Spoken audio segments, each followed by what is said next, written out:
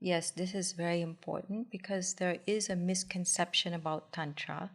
People in the Western world tend to think that it's all about sexual licentiousness, orgies, maybe polyamory. So, this is a kind of common idea that people carry.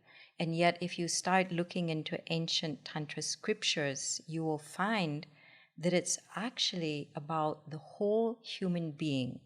So, whether you go into Tantra through the door of the senses, emotions, Kundalini energy, chakra system, expanded states of consciousness, all of that is relevant to the path of Tantra. And there's a very beautiful scripture that I love so much called the Vigyan Bhairav Tantra. And actually, I teach that during a retreat that I offer by the same name, Vigyan Bhairav Tantra. This scripture has 112 meditations devoted to spiritual awakening. And these 112 methods cover everything that the human being is. Now, this is a very unusual scripture because it is a love dialogue between Shiva and his consort Parvati. Parvati is sitting in the lap of Shiva. She's asking questions about life, love, spirituality. Shiva is giving answers. His answers are methods of meditation, but they are given in sutra form. So he will give an answer which is a sutra indicating a particular method. In other words, Tantra is not about theory, it's about practice.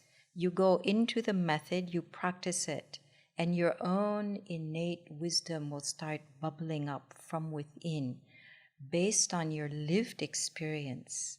And this is something that needs to be understood about Tantra, that it is about methods of meditation. Now, how did Tantra get the reputation of being all about sex? This is a very good question. And I believe it stems from the Victorian age, because England was occupying India.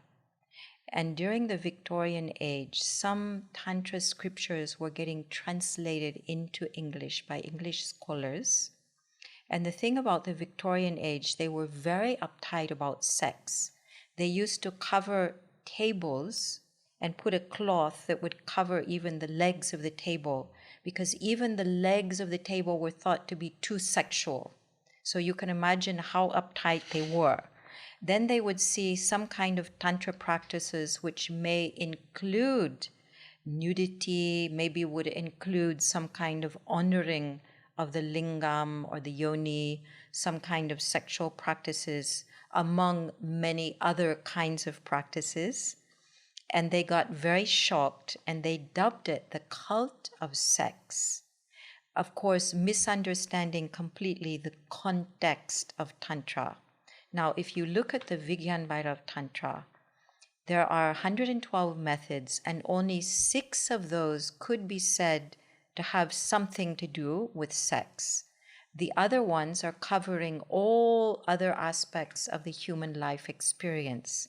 So I always like to bring Tantra back to its original context, and I think that's very important, that it's honoring the whole human being in all that we are.